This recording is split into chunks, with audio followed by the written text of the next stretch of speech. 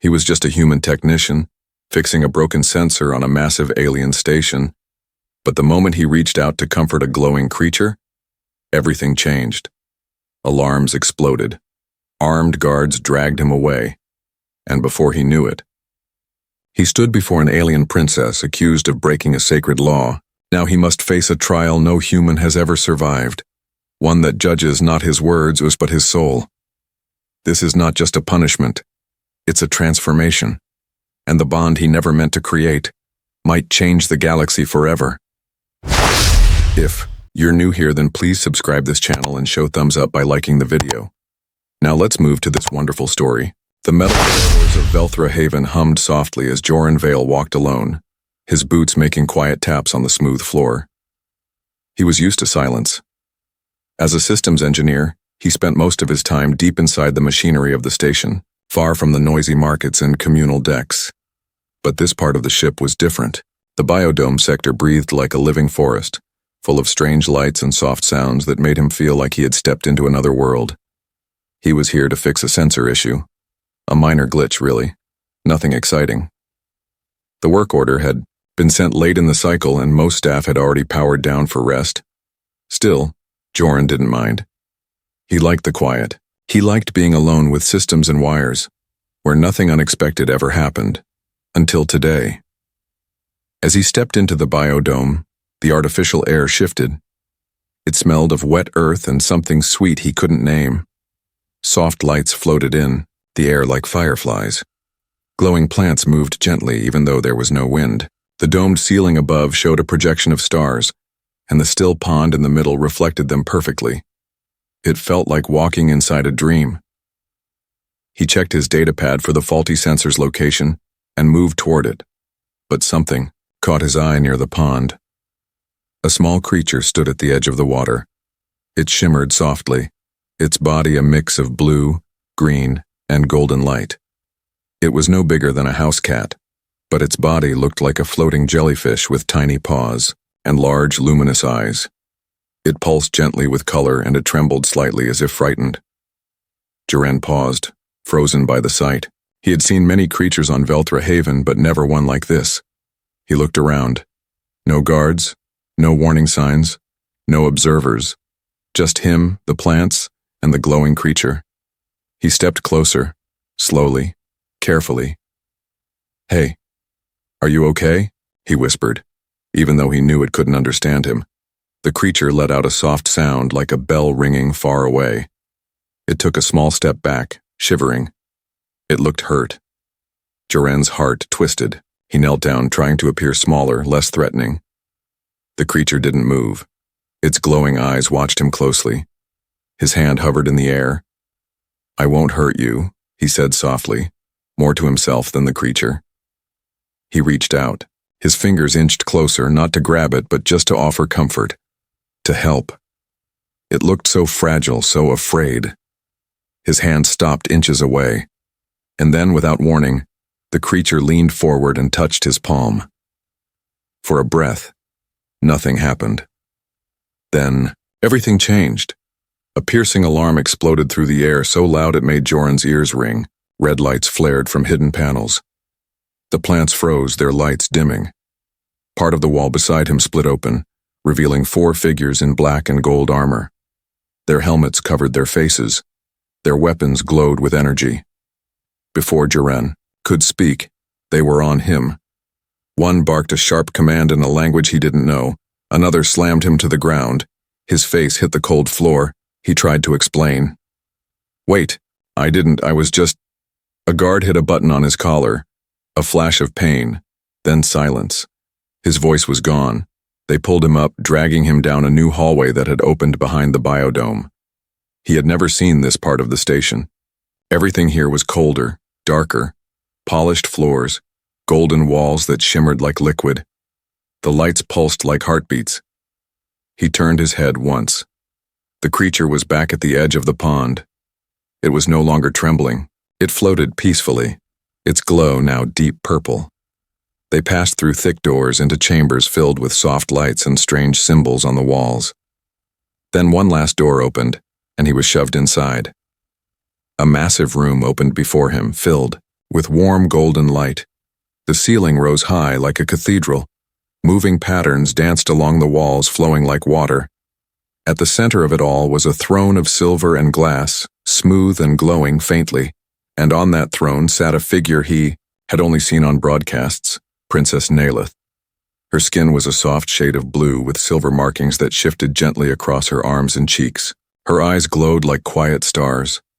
She wore a robe that shimmered like the night sky, and on her shoulder rested the creature he had touched. Everything went still. Neilith rose from the throne. The room seemed to hush as she stepped forward. "You," she said, her voice calm but sharp like ice. "Do you understand what you have done?" Joran swallowed hard. His knees shook. The guards pushed him forward and he stumbled. "I touched the creature," he said quietly. "It looked hurt. I was trying to help." The princess walked slowly toward him, her robe whispering against the floor. She looked down at him, her expression unreadable. "That creature," she said, "is not just any life form. It is a spirit vessel of the Azriath order. To touch it without bond is a sacred violation." Joran's heart raced. "I didn't know," he said. "No one told me." Her glowing eyes didn't blink. "Ignorance," she said, "does not excuse the act." The room was quiet. The air itself seemed to hold its breath. "You have broken a law written before your species learned to speak the stars," she said. "And now, you must answer."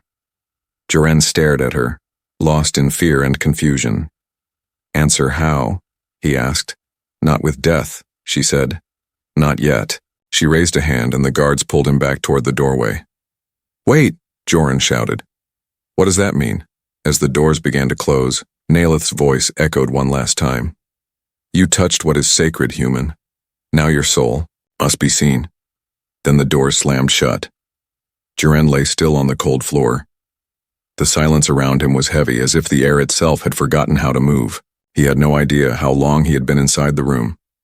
There were no clocks, no sound of engines, no change in light. Just a low, purple glow from the curved walls that pulsed slowly, like a distant heartbeat. It was not a prison in the way humans built them. There were no bars, no locks, but he could feel it. This place did not want him to leave. His back ached from the strange surface. His mouth was dry. The guards hadn't spoken a word since they threw him in. No food, no water, no answers. Only silence. Joran tried to remember how this all began. The image came easily. The soft shimmer of the small creature's body, the way it looked at him with those glowing eyes, the gentle sound it made. It had seemed frightened, or maybe curious, like him. He didn't touch it to break any law. He just wanted to help. He pressed his hand against the wall. It felt warm, almost alive. When he pulled it away, the glow pulsed brighter for a moment. He stared at the light, unsure if it was reacting to him or simply part of the room's strange design. Then a sound broke the silence. A faint hiss, like steam escaping from a pipe. Joran sat up quickly. A seam appeared in the wall, slowly opening without a sound. He stood, unsure if he should move or stay where he was. The opening widened. 3 figures stepped inside. The first was tall and draped in silver robes that flowed like liquid. Her face was hidden behind a veil that shimmered with soft lights. She walked with slow, graceful steps, never looking directly at him. The second figure had no solid form. It floated like smoke held together by a faint shell of light. Its shape shifted constantly, sometimes a figure with arms, sometimes just a swirl of color. The third was someone he recognized, Princess Neilith. Her appearance had changed. Gone was the royal robe with stars. She now wore a simpler garment, dark and flowing, like water under moonlight. The glowing markings on her skin were fainter now, moving slower than before. Neilith stepped closer to him. "You are awake," she said softly, not as a question, but as a statement. Joran nodded. He didn't trust his voice yet. "Your rite begins now," she said. He found the words finally. "What does that mean?" She looked at the other 2 figures, then back at him. Our people do not punish through pain, she said. We seek truth through the bond of soul and thought. The creature you touched, known to us as Orlean, is bound to the spirit realm. Touching it created a link. Now we must see what you carry inside. Inside? Joran asked.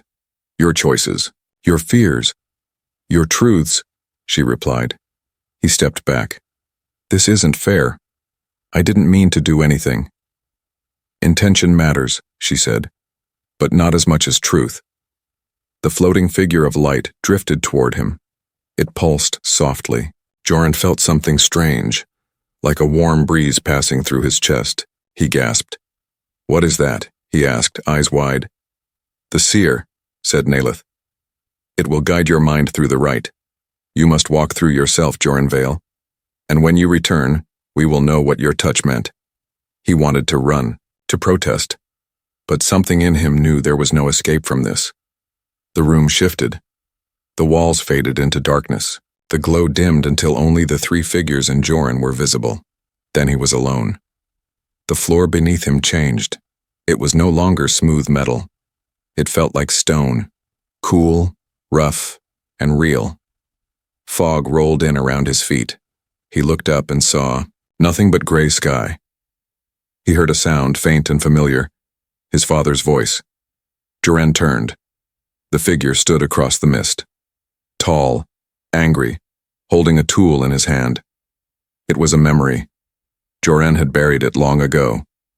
You always break things before you understand them, the voice said. Joran stepped back. You're not real, aren't I? The voice echoed. You reach without thinking. You act before asking. Is this not how you ended up here? Joran closed his eyes. I was trying to help. The fog thickened. New shapes formed, a fire, broken drone, a falling ladder.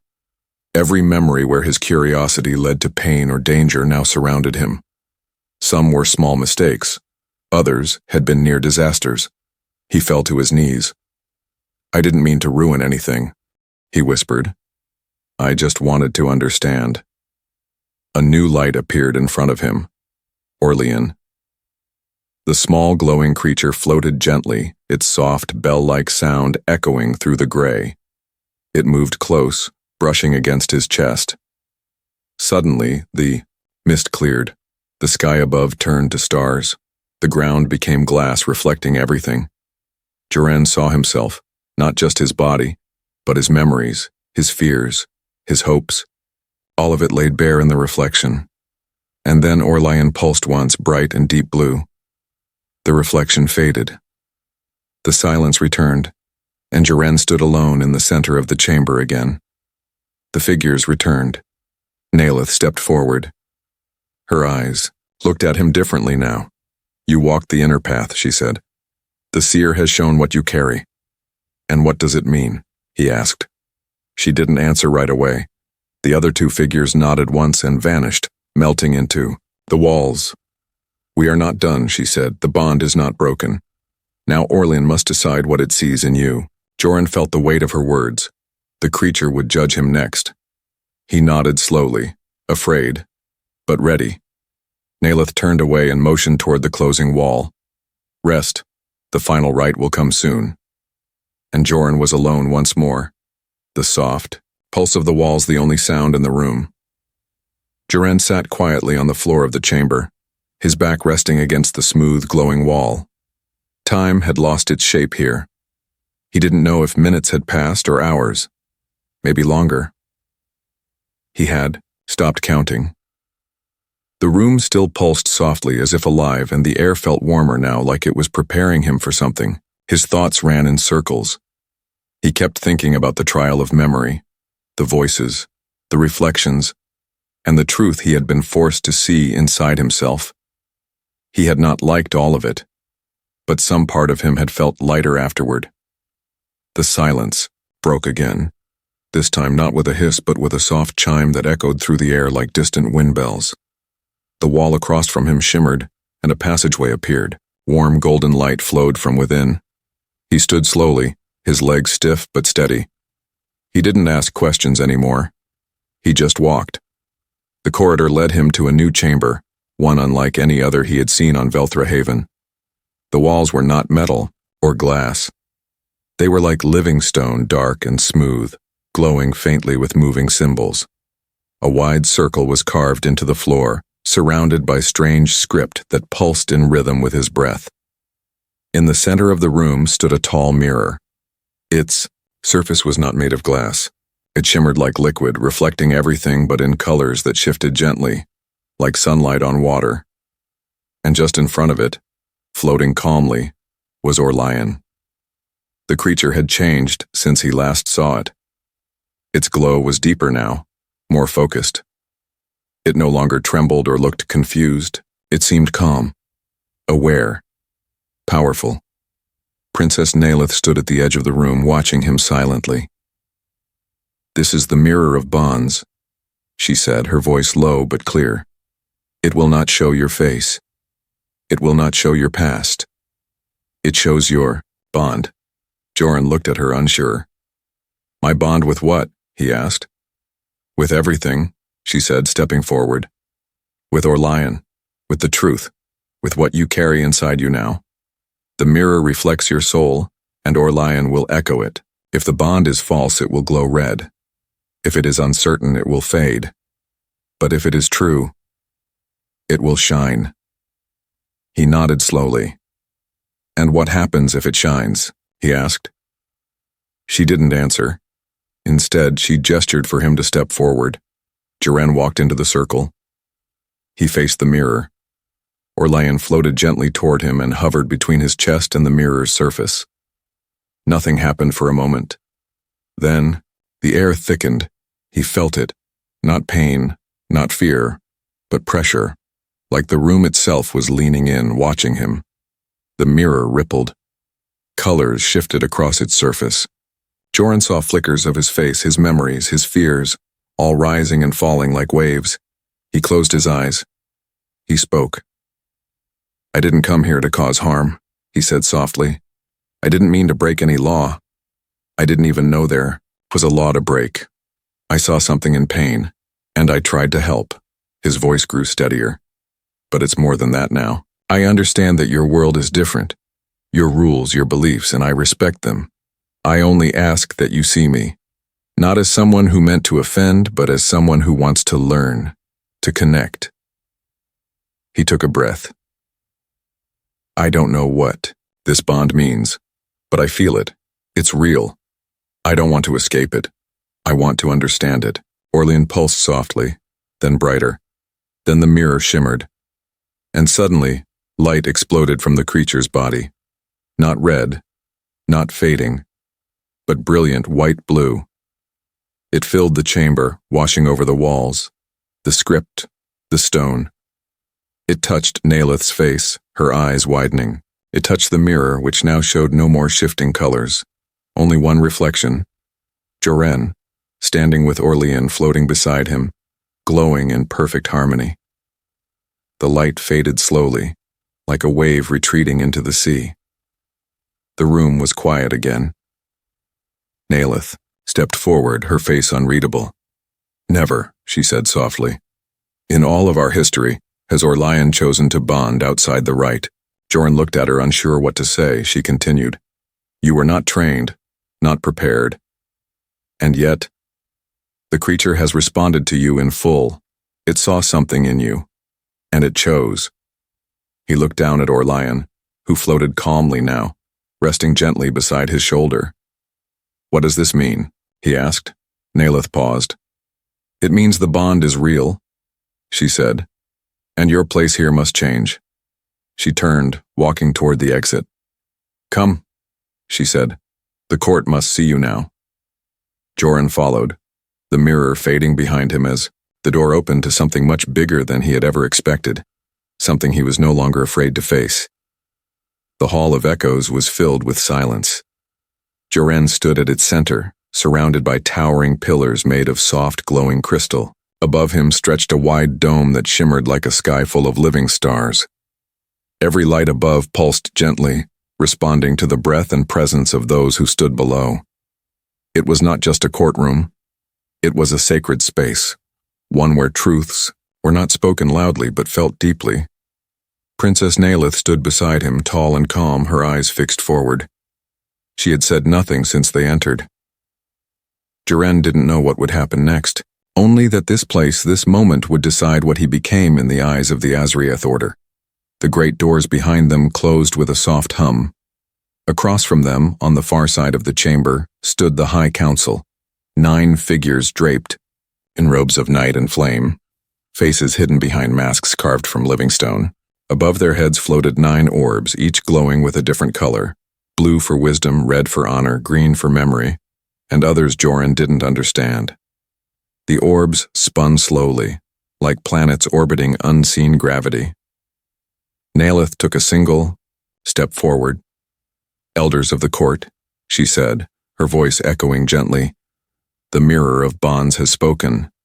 The creature or lion has chosen this human, not by ritual, not by law, but by soul." The central elder raised a hand. The red orb above them glowed brighter. "We have seen the light," the elder said, their voice deep and layered. "But light is not always truth, and truth is not always safety. Speak, human. Tell us why you deserve what has never been offered before." Joran's heart pounded. He felt Orlean floating beside him, calm and quiet. He took a breath. "I didn't come here to take anything," he said, trying to steady his voice. "I came to fix a sensor, a small task, something easy. But I saw Orlean, I saw pain, and I forgot the rules. I only saw someone who needed help." He paused, looking at the elders. And maybe that was wrong. Maybe it was foolish. But I would do it again. The green orb above one of the elders shimmered, reacting to his words. "When you look at me, you see a mistake," Joran continued. "A human who broke something sacred. But when I look at Orlean, I don't see danger. I don't see power. I see a friend, a connection. I see something beautiful." The blue orb flickered gently. "I didn't ask for this bond," Joran said. "But I feel it. I feel something inside me that wasn't there before. And if that means I must change, then I will." The court fell silent again. Nalith turned to face the elders. "There is more," she said. "Orlean has spoken in the old way." Gasps echoed across the chamber. The central elder leaned forward. "The old way has not been used in over 300 rotations." "And yet," Nalith said, "this bond awoke it." A small crystal at the base of the throne began to hum. Soft light rose from it, forming a pattern in the air. A sound followed, high, pure, and trembling with emotion. It was not speech. It was not song. It was a sound that filled the heart more than the ears, and then it became a voice. Not in words, but in meaning. The bond has chosen. We see him. He is not perfect, but he is true. And in that truth, he is ours. As the voice faded, the chamber remained silent for a long time. Then the elder at the center stood. "The voice between stars has returned," they said. "And through it, the creature speaks." They looked at Joran. "Human Joran Vale," the elder said. "You are no longer just a guest of Velthrahaven. By bond and by light you are now our bridge." The first voice between stars. Joran blinked. "What does that mean?" Nalith stepped forward. "You will be our envoy," she said. "You will speak for both sides, human and Azriath. Your bond gives you a place no human has held before, and a responsibility no one else can carry." Jiren felt the weight of her words settle in his chest. Not fear, not pride. Just something quiet and deep. He looked at Orlean, who pulsed gently with soft light. "I'll try," he said. "I'll do my best." The elders bowed their heads. The orbs above them dimmed. The decision was made. Later, as the hall emptied and the stars above faded into soft twilight, Jiren stood alone beside Nalith on the open terrace of the palace. Below them stretched the living city of Velthrahaven, full of colors and shapes he had never noticed before. Do you think they trust me now? He asked. Nailith looked at him, her expression unreadable. Trust is not given once, she said. It has grown, like a bond. He nodded slowly.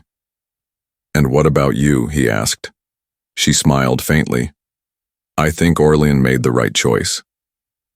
As they stood together, a soft wind moved through the air, carrying the faint bell-like chime of Orlean's song. And in that moment, Joran Vale was no longer just a technician on a distant station. He was the voice between stars, and his story had only just begun.